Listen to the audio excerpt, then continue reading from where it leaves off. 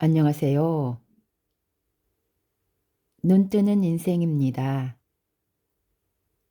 오늘 소개할 책은 박태웅의 AI 강의 2025년.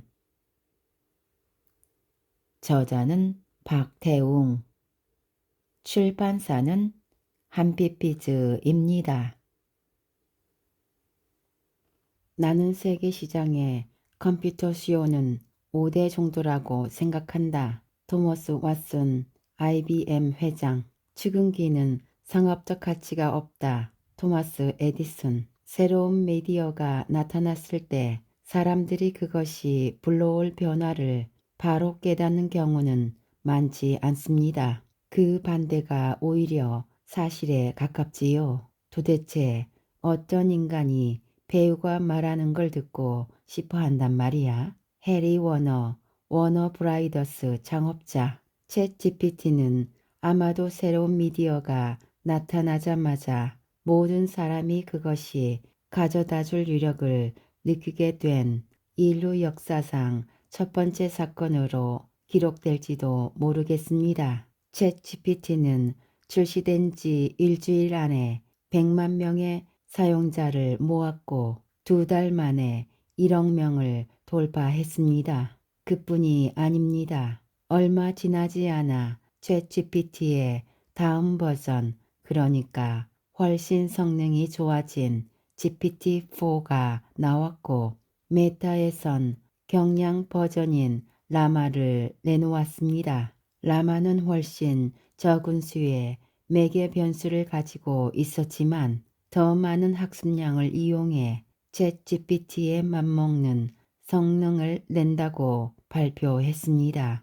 그리고 스탠퍼드 대학이 라마를 더 최적화한 알파카를 내놓았습니다. 이것이 신호탄이 됐을까요? 매일같이 새로운 인공지능 오픈소스 프로젝트들이 쏟아져 나오고 있습니다. 말 그대로 인공지능의 감부리아기 시기가 시작된 것입니다. 자본주의의 속성상 이런 변화의 속도는 앞으로도 빨라지며 빨라졌지 늦춰지진 않을 것입니다. 인류는 이런 기술 진보의 가속도를 견뎌낼 수 있을까요? 우리는 이렇게 끊임없이 속도를 높여가 나가야 하는 것일까요? 이 책은 이런 급격한 변화에 맞서 말하자면 AI 리터러시를 높이는 데 도움이 될 목적으로 쓴 것입니다. 인공지능의 다양한 측면을 두루보고 그것이 가진 함의와 품고 있는 위험들, 그래서 우리가 해야 할 일들을 짚으려고 했습니다. 2가지 목표를 가지고 썼습니다. 하나는 최대한 쉽게 쓰자는 것입니다. 청소년이 정독하면 이해할 만하게 쓰는 것을 목표로 삼았습니다. 앞으로 인공지능이 일상이 된 삶을 살아가게 될 젊은 학생들이 이 책을 읽고 인공지능에 대한 이해를 조금이라도 높일 수 있다면 저로서는 더 바랄 것이 없겠습니다. 다른 하나는 그럼에도 전문가 또는 전문가가 되고자 하는 분들에게도 도움이 돼야 한다는 것입니다. 이 책이 교양서답지 않게 수십 개의 논문을 소개하는 것은 그 때문입니다. 가능한 한 많은 논문들을 찾아 1차 자료를 인용하고자 했습니다. 전문적인 역량을 쌓고 싶은 분들은 관심이 가는 구절에서 인용한 논문의 링크를 찾아 직접 읽기를 권해드립니다. 뜻밖의 논문 읽기가 재미나다는 놀라운 경험을 할 수 있을 것입니다. 미디어는 메시지다 라는 세계적인 미디어 학자 마셸 맥클루언이 1964년 펴낸 불후의 고전 미디어의 이해에서 한 말입니다. 미디어가 메시지라는 건 무슨 뜻일까요? 우리는 늘 미디어가 전하는 메시지를 보고 있습니다. 오늘 인터넷에서 무슨 뉴스가 화제더라? 아침 출근길 라디오에서 이런 소식을 들었다. TV 저녁 뉴스에서 뭐라고 하더라. 등등.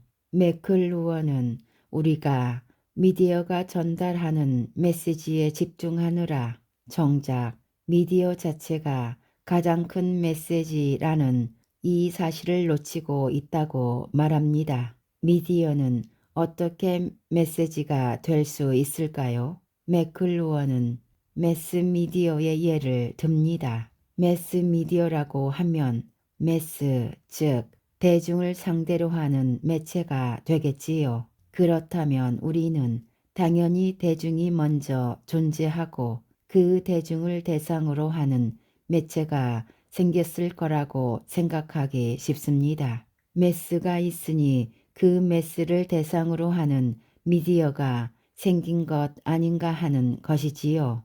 매클루어는 그렇지 않다고 말합니다. 우리가 대중을 동시에 같은 뉴스를 보고 같은 화제를 얘기하고 같은 패션을 입고 같은 유행을 타는 사람들이라는 뜻으로 얘기하는 것이라면 그런 대중은 매스미디어가 탄생함으로써 비로소 생겨날 수 있었다는 것입니다. 매스미디어가 없었다면 우리가 동시에 같은 뉴스를 볼 수도 동시에 같은 패션을 즐길 수도 동시에 같은 노래를 부를 수도 없었을 테니까요. 그러니 매스미디어가 매스의 탄생을 불렀다는 것이지요.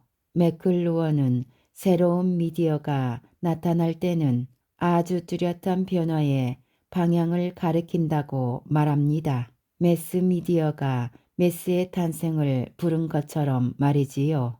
라디오가 나타났을 때, TV가 나타났을 때, PC, 인터넷, 스마트폰이 나타났을 때 세상이 얼마나 바뀌었나를 생각해보면 미디어가 메시지다 라는 말이 이해가 될 것입니다. 그러니까 TV는 우리가 쓰는 나름이다. 인터넷은 우리가 쓰기 나름이다. 스마트폰은 우리가 쓰기 나름이다. 이런 말들은 사태의 본질을 놓치고 있습니다. 우리가 쓰기 나름인 게 아니라 각각의 미디어들은 그 본질에 따라 아주 구체적인 변화의 방향을 지시한다는 것이지요. TV는 모니터가 붙은 라디오가 아니다. 새로운 미디어가 나타나는 시기에 또 하나의 특징은 인류가 그 미디어의 정체를 알아채는 데 시간이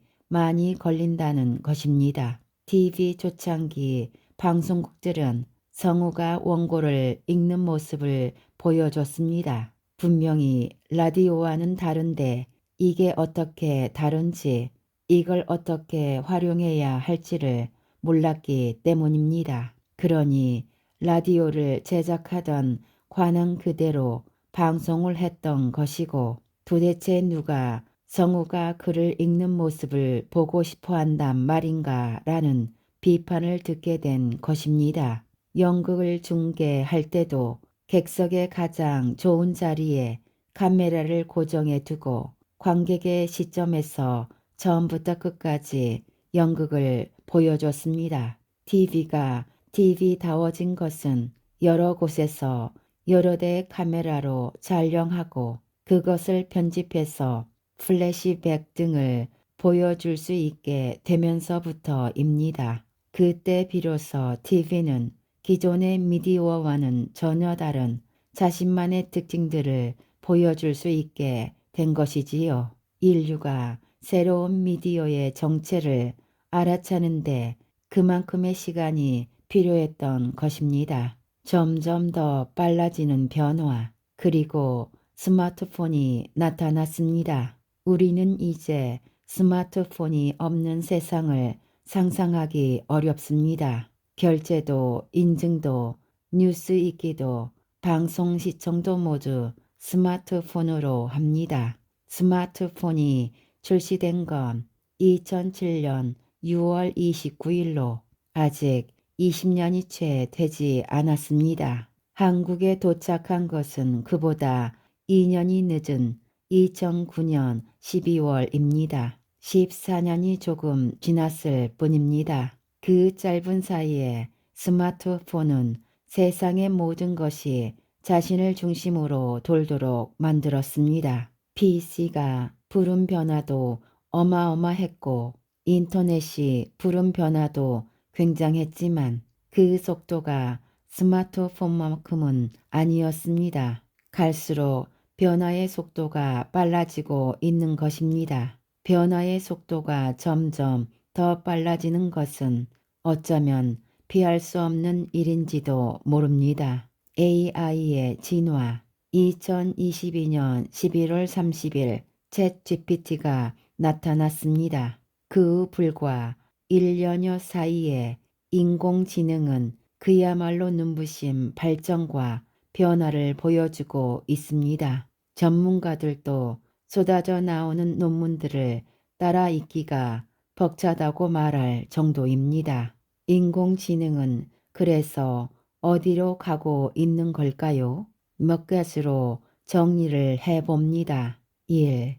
운영체제로서의 인공지능. 인공지능이 운영체제의 지위를 넘보고 있습니다. 운영체제는 컴퓨터 시스템을 관리하는 소프트웨어입니다. 마이크로소프트의 윈도우가 바로 그 운영체제입니다. 스마트폰에는 안드로이드와 iOS라는 운영체제가 있지요. 컴퓨터 운영체제는 중앙처리 장치를 비롯해 메모리, 모니터, 키보드, 프린터 등의 하드웨어를 관리하고 그 위에서 소프트웨어가 돌아갈 수 있도록 해줍니다. 사용자가 컴퓨터를 쉽게 쓸 수 있도록 인터페이스를 제공하기도 합니다. 컴퓨터 화면에서 마우스를 이용해 쉽게 프로그램을 여닫는 일이 가능한 것도 모두 운영체제 덕분입니다. 운영체제가 없으면 컴퓨터에서 돌아가는 모든 소프트웨어들이 제각기 중앙처리 장치와 메모리와 프린터와 모니터와 마우스와 키보드 등의 하드웨어들을 관리하는 프로그램을 직접 짜야 합니다. 이건 보통 번거로운 일이 아니지요. 간단한 프로그램 하나를 짜려고 해도 하드웨어 관리를 모두 통달해야 하니 배보다 배꼽이 큰 일이 되기 십상입니다. 이런 기반이 되는 일을 모두 운영체제가 맡습니다. 그래서 이름도 운영체제인 것이지요. 그렇다면 인공지능이 운영체제의 지위를 넘보고 있다는 건 무슨 뜻일까요? 인공지능이 하드웨어 관리를 다 떠맡는다? 그런 건 아닙니다. 머지않는 장래의 세상에 거의 모든 소프트웨어들이 어떤 형태로든 AI와 연동하는 형태로 작동하게 될 것이라는 뜻입니다. PC에서 돌아가는 모든 소프트웨어들이 운영체제 위에서 돌아가듯이 앞으로는 거의 모든 소프트웨어들이 AI와 연동할 것이라는 뜻입니다. 아마도 2025년 말이 되면 AI와 연동하는 소프트웨어가 그렇지 않은 것보다 더 많아지게 될 것입니다. 2. 맥락 인터페이스. 우리가 지금까지 정보를 대하는 방식은 두 가지였습니다. 하나는 계층적 접근입니다. 큰 분류 아래 중분류, 그 아래 소분류 하는 식으로 정보를 정리하는 것입니다. 도서관의 색인이 이런 방식이지요. 한국 십진분류표에 따라 종류, 철학, 종교, 사회과학 이렇게 대분류를 하고 그 아래 중분류, 소분류를 해 나갑니다. 찾을 일이 생기면 그 분류표를 따라 점점 내려가서 원하는 책을 만나게 됩니다. 다른 하나는 키워드 매칭입니다. 구글, 네이버 등의 검색 엔진이 하는 일이 바로 키워드 매칭입니다. 원하는 자료를 찾기 위해서는 정확한 키워드를 넣어야 합니다. 그래서 검색 엔진 초창기에는 정보 검색사라는 직업이 있기도 했습니다. 인공지능의 발전과 함께 새로운 세 번째 방식이 나타나고 있습니다. 맥락 인터페이스입니다. 폴더나 키워드 검색으로도 원하는 문서를 찾지 못할 때가 많습니다. 분명히 몇 주 전에 이러이러한 내용의 자료를 읽은 기억이 있는데 폴더를 다 뒤져도 생각나는 키워드를 넣고 검색해봐도 찾지 못한 경험이 있을 겁니다. 내 기억은 믿기 어렵고 키워드는 아주 정확히 겹쳐야 자료를 찾아주기 때문입니다. 오픈 AI의 GPT-4, 엠스로픽의 클로드, 구글의 제미나이와 같은 거대 언어 모델들은 말하자면 엄청난 기억력을 가진 어마어마하게 똑똑한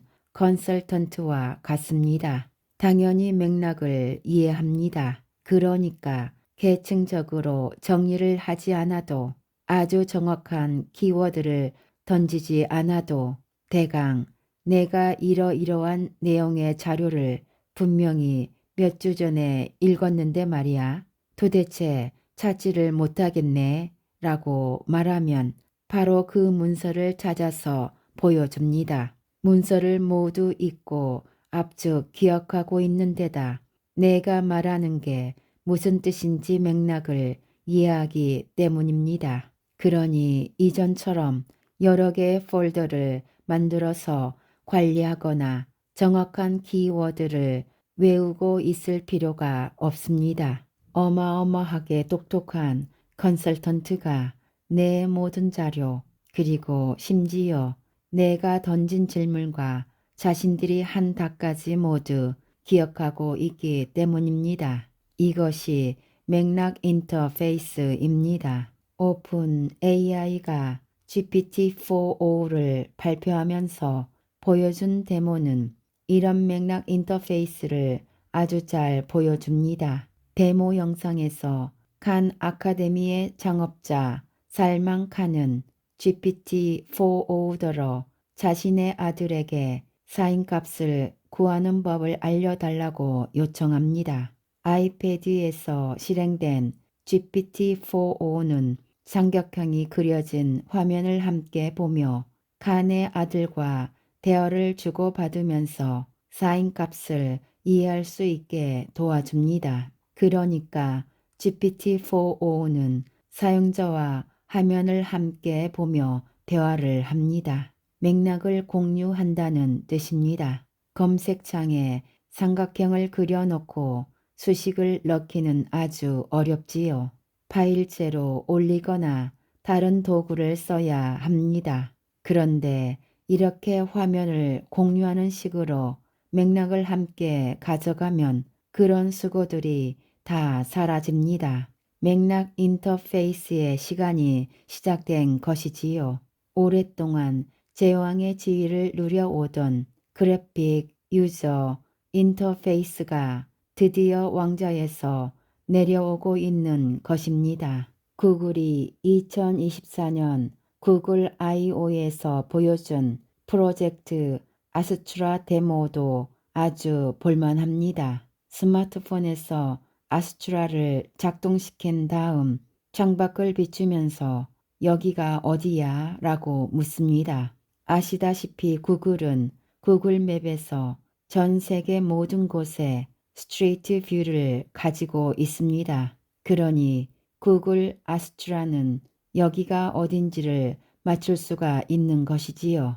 이것은 아마도 구글만이 할 수 있는 일일 겁니다. 아주 영리한 데모였지요. 아스트라는 런던의 킹스 크로스라고 답을 합니다. 지금의 모든 서비스들은 대개 GUI와 키워드 검색 인터페이스에 맞춰져 있습니다. 구글, 네이버, 다음의 첫 페이지는 모두 검색형 화면입니다. 그 아래에는 계층형인 목록들이 쭉 놓여 있지요. 머지않아 맥락 인터페이스에 걸맞은 새로운 서비스들이 나타나기 시작할 것입니다. 가장 먼저 이런 인터페이스를 이해한 곳들이 아마도 큰 기회를 잡게 되겠지요. 3. 파트너로서의 인공지능. 지금까지 도구는 쓰는 것이었습니다. 망치를 써서 못을 박고 톱을 써서 나무를 썰었습니다. 그런데 처음으로 함께하는 도구가 등장했습니다. 인공지능은 함께 공부하고 함께 일할 때 가장 큰 효용을 거둘 수 있습니다.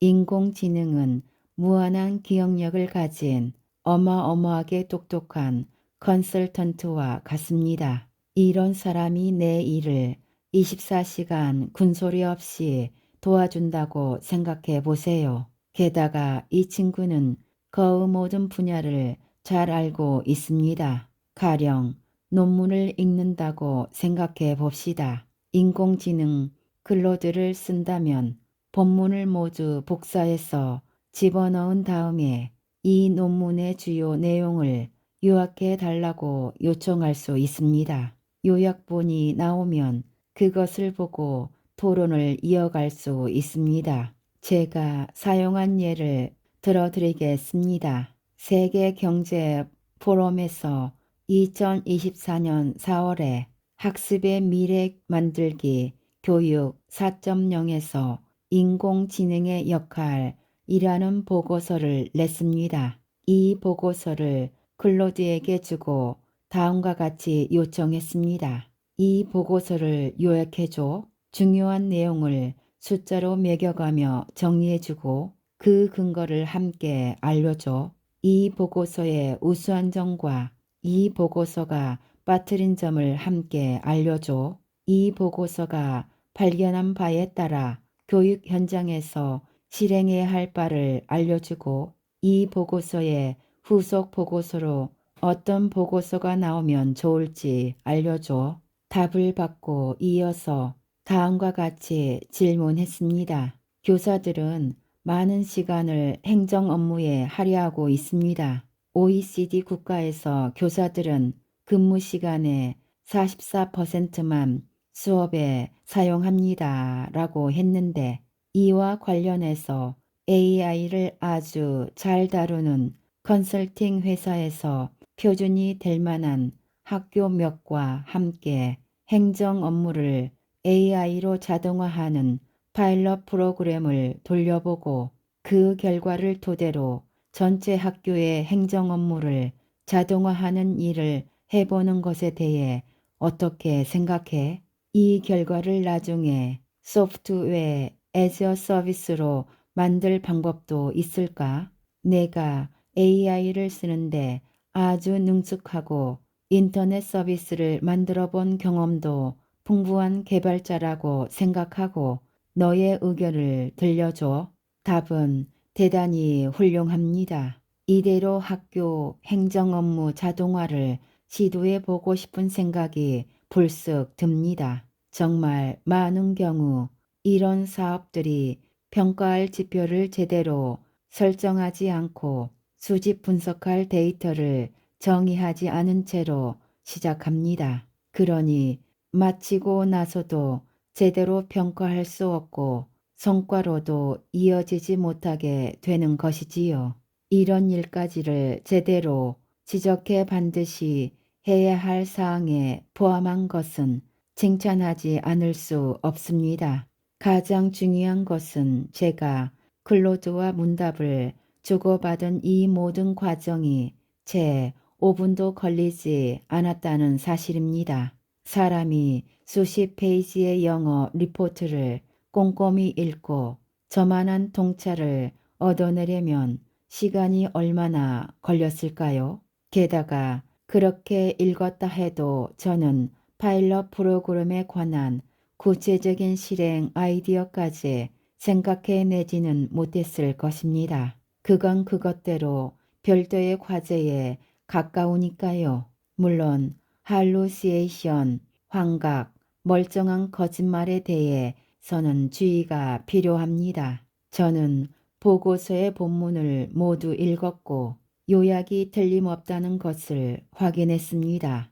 AI의 답을 실생활에 활용하기 전에 늘 환각에 대해 확인해야 합니다.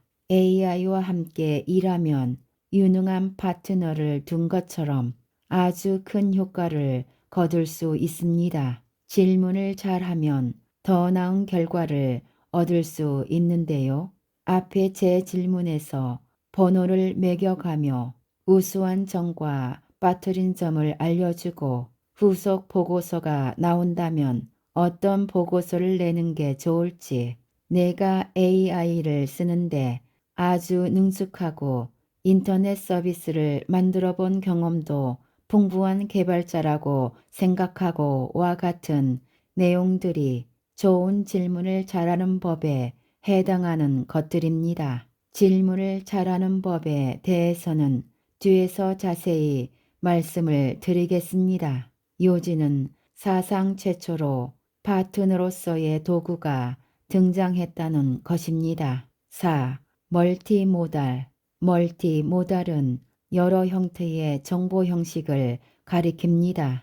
AI에서 멀티모달은 텍스트, 이미지, 음성, 동영상 등 서로 다른 방식으로 표현된 정보를 함께 처리하거나 활용하는 것을 말합니다. 챗 GPT는 텍스트만을 입력받고 출력했지만 그 다음에 나온 GPT-4는 이미지도 입출력을 할 수 있습니다. 물론 이미지 생성은 달리3를 쓰긴 했지만요. 그 뒤에 나온 클로드, 제미나이, 라마 등의 인공지능도 모두 멀티모달입니다.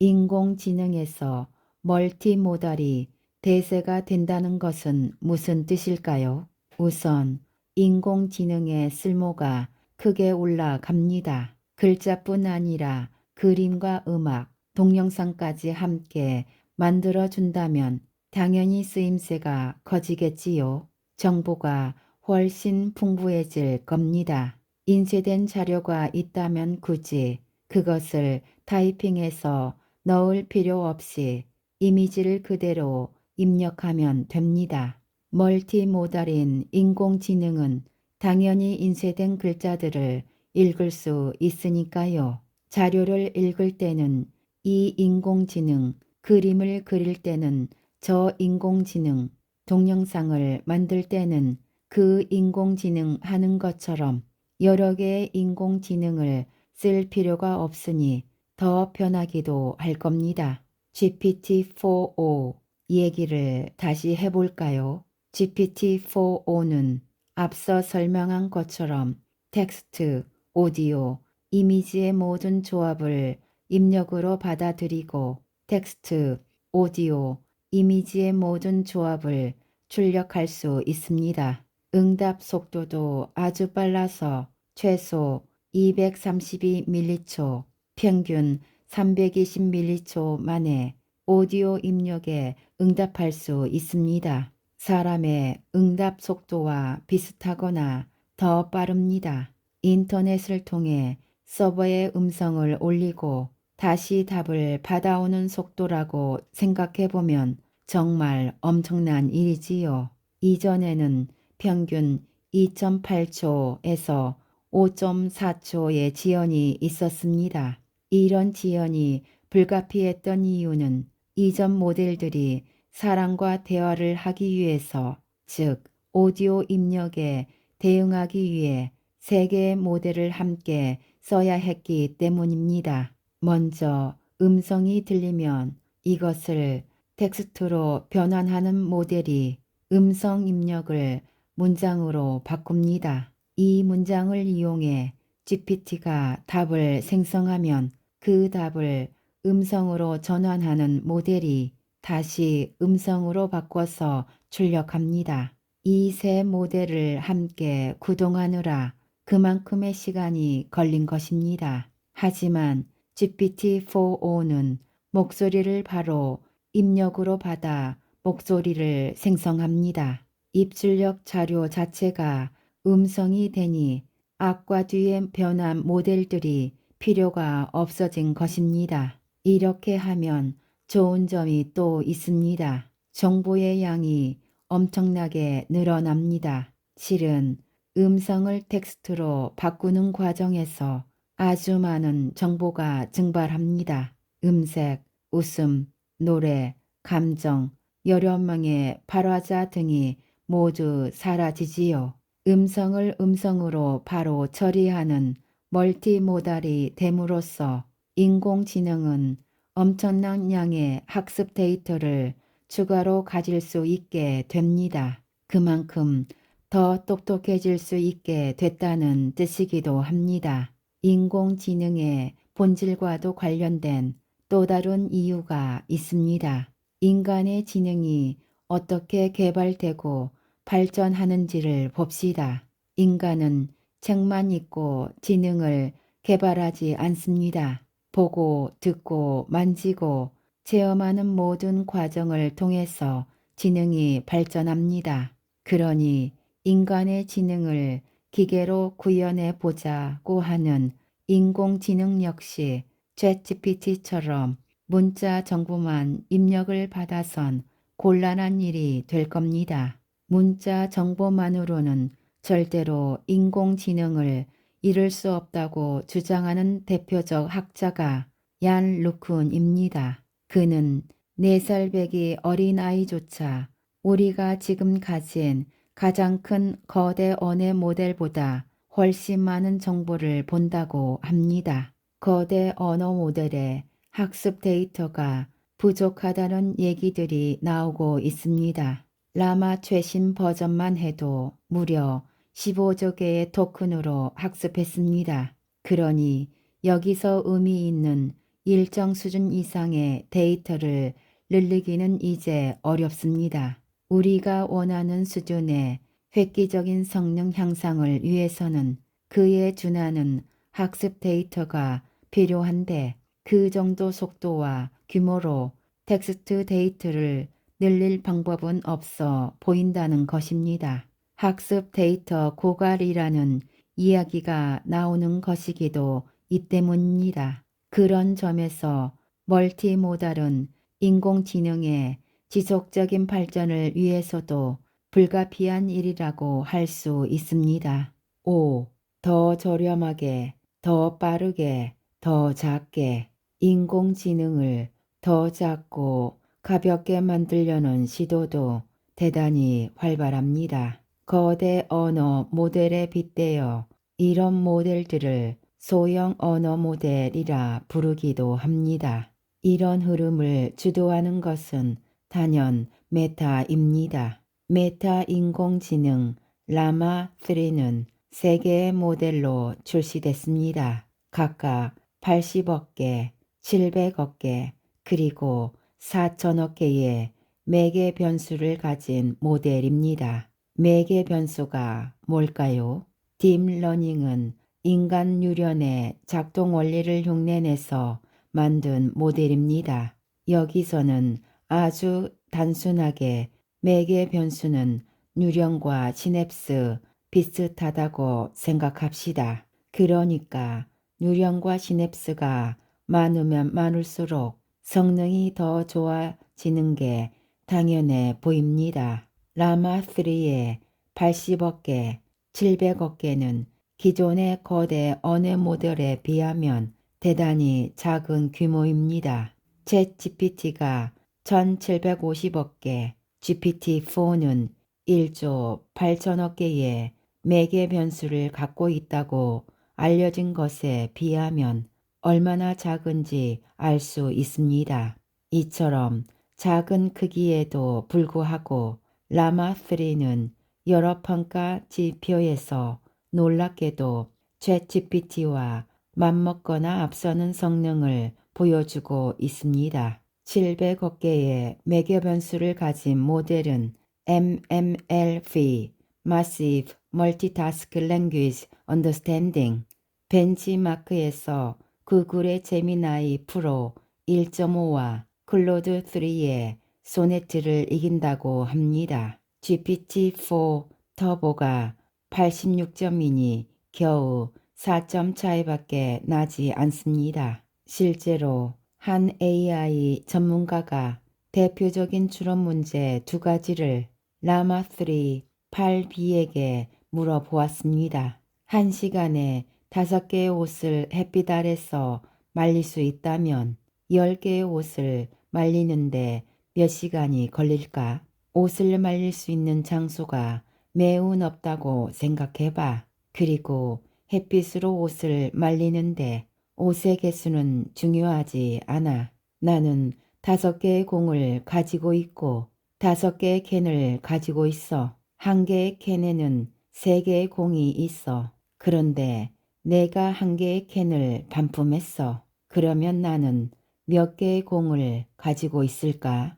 라마3 8B는 둘 다 맞췄습니다. 물론 겨우 질문 2개에 대한 답을 가지고 평가하는 건 적절하지 않습니다. 측정 지표의 과포화를 지적하는 논문들도 여럿 나오고 있지요. 그러니까 문제가 다 노출된 탓에 다 외워서 답을 하는 경우들이 있다는 것입니다. 어쨌든 이렇게 작은 모델이 초거대 언어 모델들이 틀리는 논리적 사고 문제를 다 풀었다는 건 놀라운 일입니다.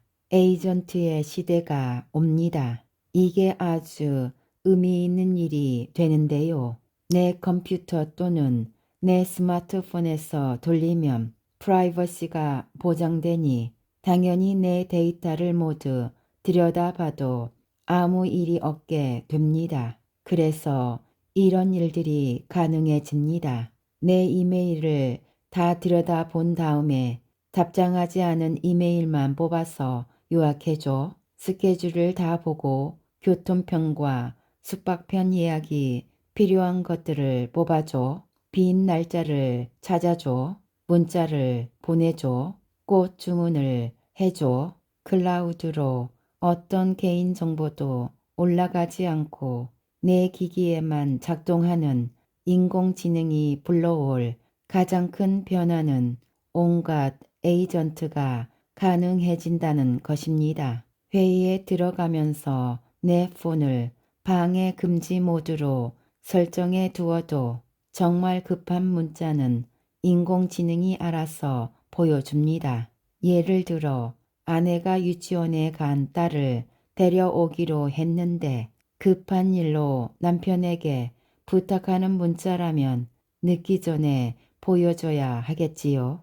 내 개인 기기에 들어있는 모든 개인 자료와 이메일, 일정을 모두 잊고 맥락을 알고 있는 인공지능이라면 맥락을 바탕으로 이런 판단을 해줄 수 있게 됩니다. 어머니, 비행 일정이 어떻게 되지? 라는 질문도 할 수 있습니다. 그러면 애플의 인공지능이 이메일이 됐든 문자가 됐든 그간 받았던 비행기의 편명을 파악한 다음 인터넷에서 그 비행기의 현재 비행 일정을 확인해서 정확한 도착 시간을 알려줄 수 있게 됩니다. 저는 일반 사용자들이 인공지능의 혜택이랄까 존재감을 가장 크게 느끼게 될 분야가 바로 이런 개인 에이전트 혹은 개인 비서가 될 거라고 생각합니다. 6. 인간형 로봇, 휴머노이드. 인간형 로봇이 AI와 결합하면서 발전의 가속도가 붙고 있습니다. 최근 1, 2년간의 성과가 지난 10년간의 것과 맞먹는 것처럼 보일 정도입니다. 2024년 1월 구급 딥마인드 팀이 스탠퍼드 대학과 협업해 만든 알로하라는 로봇을 발표했습니다. 이 로봇은 모방 학습을 합니다. 공개된 동영상을 보면 인간이 로봇의 뒤에서 여러 가지 동작을 가르칩니다. 평균 50차례 시범을 보이면 85에서 90%의 확률로 그 동작을 해내는데 성공한다고 합니다. 그러니까 가령 백종원 씨가 이 로봇에게 요리를 가르치면 우리는 매번 정확한 레시피대로 똑같은 품질의 요리를 내놓는 로봇을 만나게 된다는 것입니다. 배터리만 충전해 주면 됩니다. 연구팀은 이 로봇을 오픈소스로 공개했습니다. 이 로봇의 제작비는 32,000달러에 불과합니다. 부품 설계도, 소스 코드, 부품을 살 수 있는 곳까지 모두 공개했습니다. 누구든 이 로봇을 만들 수가 있다는 것이지요. 놀라운 점은 이뿐이 아닙니다. 이 로봇은 전이 학습을 합니다. 다른 로봇이 익힌 동작을 따로 배울 필요 없이 바로 전달받을 수 있다는 뜻입니다. 그러니까 100대의 알로하 로봇이 제각기 한 동작씩을 익히면 결과적으로 모든 로봇이 100개의 동작을 할 수 있게 된다는 것입니다. 영화 매트릭스를 보면 주인공이 헬기를 훔쳐탄 다음 본부에다가 헬기 조종법을 전송해 달라고 요구하는 장면이 나옵니다. 조종법이 주인공의 뇌로 들어오자마자 바로 능숙하게 헬기를 조종해서 탈출하지요. 바로 이런 현실이 현실화된 것입니다. 알로하를 오픈소스로 배포했으니 전 세계에 수만 대의 알로하 로봇이 동작하게 된다고 해도 이상한 일이 아닐 것입니다. 그렇게 되면 알로하는 날마다 수만 가지 동작을 익히게 될 수도 있습니다. 2023년 12월에는 테슬라에서 휴머노이드 옵티머스 젠2를 공개했습니다. 옵티머스 젠2는 강화학습을 이용했습니다. 강화학습은 행동심리학에서 나온 이름입니다. 유명한 스키너의 상자를 보면 강화학습의 원리를 쉽게 이해할 수 있습니다. 쥐를 상자에 넣고 지렛대를 누를 때마다 먹이를 줍니다. 쥐는 처음에는 지렛대와 먹이의 상관관계를 모릅니다. 그러다 우연히 지렛대를 누를 때마다 먹이를 얻게 되면 쥐는 점차 지렛대를 더 자주 누리게 됩니다. 이처럼 우리가 원하는 특정한 행동을 할 때 컴퓨터나 기계에게 보상을 해줌으로써 스스로 그 행동을 학습할 수 있게 하는 게 강화학습입니다. 휴머노이드를 만드는 또 하나의 특별한 이유가 있습니다. 이런 종류의 휴머노이드 로봇을 몸을 가진 AI라고 부릅니다. 몸을 가진이 무슨 뜻일까요? 인공지능이 제대로 지능이 되기 위해서는 몸을 가지고 있어야 한다고 주장하는 AI 과학자들이 있습니다. 그래야 세계에 관한 모델을 가질 수 있다는 것입니다. 세계에 관한 모델은 외부 세계가 실제로 어떻게 생겼다는 것에 관한 지각을 말합니다. 세계가 어떻게 생겼다는 것을 구체적으로 알고 있어야 실제 환경과 상호작용을 하고 의사결정을 내릴 수 있는데, 그러자면 환경과 실제로 상호작용을 하며 세계를 인지할 몸을 갖고 있어야 한다는 것입니다. 지금의 거대 언어 모델들은 수십조 개의 토큰을 학습한 결과물입니다. 그러니까 남이 본 것, 남이 들은 것, 남이 쓴 것을 읽고 보고 듣고 학습을 한 것입니다. 이렇게 해서는 제대로 된 세계에 관한 모델을 가질 수 없다는 게 이들의 주장입니다. 제 글로는 키스를 배울 수 없다는 것이지요. 이런 주장의 대표 주자는 메타 수석 AI 과학자 얀 루톤입니다. 그는 거대 언어 모델은 결코 인간 수준의 지능에 도달하지 못할 것이라고 말합니다.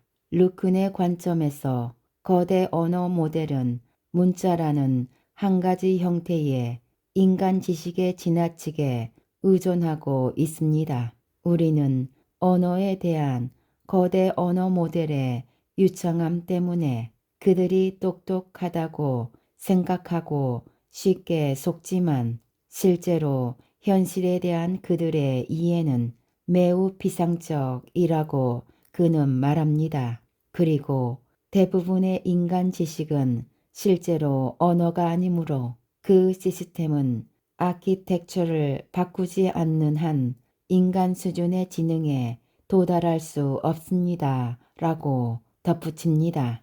현재의 AI 시스템은 인지적 도전의 네 가지 핵심, 즉 추론, 계획, 지속적인 기억, 그리고 물리적 세계에 대한 이해 중 어느 것도 제대로 하지 못하고 있다고 그는 말합니다.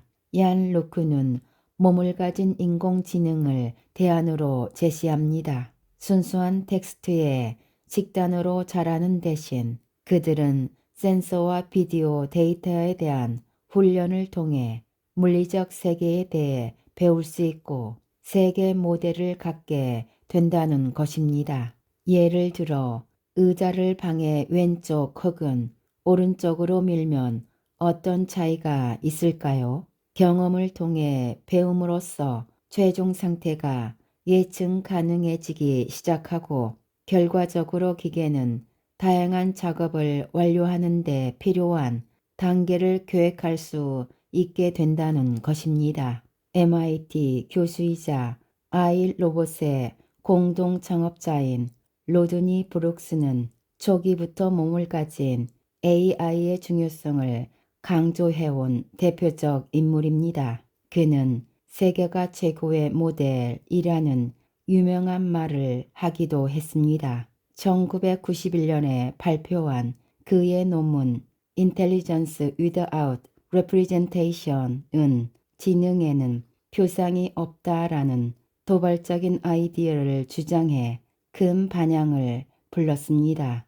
이들의 주장을 요약하면 다음과 같습니다. 지능은 신체와 환경의 상호작용에서 발현된다. 브룩스는 지능은 신체와 환경의 상호작용에서 창발한다고 말했습니다. 실제 물리 환경과 상호작용이 문제 해결과 적응에 필수적이라는 것입니다. 실제 환경의 복잡성을 반영, 현실 세계는 매우 복잡하고 역동적입니다. 몸을 가진 AI는 이러한 복잡성을 직접 마주함으로써 강건하고 적응력 있는 에이전트로 발전할 수 있습니다. 학습의 효율성, 루큰이 지적하듯 물리 환경과의 상호작용은 데이터 효율적 학습을 가능하게 합니다. 에이전트는 능동적 탐색을 통해 가장 유용한 정보를 선별적으로 습득할 수 있습니다. 이렇게 보자면 인공지능이 휴머노이드의 발전을 가속화할 뿐 아니라 휴머노이드, 즉 몸을 가진 AI가 인공지능 발전의 중요한 한 축을 맡게 될 것이라는 걸 알 수 있습니다.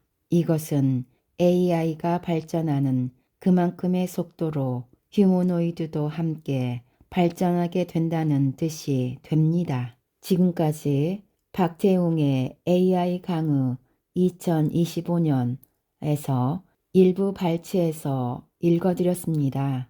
이 책은 인공지능의 기본 원리부터 최신 기술 동향, 사회적 영향까지 폭넓게 다루는 안내서입니다. 이 저자는 AI가 어떻게 발전해 왔는지 쉽게 풀어서 설명하고 있으며 AI가 우리의 일상과 사회에 어떤 영향을 미치는지 또 앞으로 어떤 변화가 예상되는지에 대해 이야기하고 있습니다. 또 AI의 윤리적 문제와 위험성에 대해서도 깊이 있게 다루며 책임 있는 AI 사용을 위해 어떤 방향으로 나아가야 할지 제안합니다.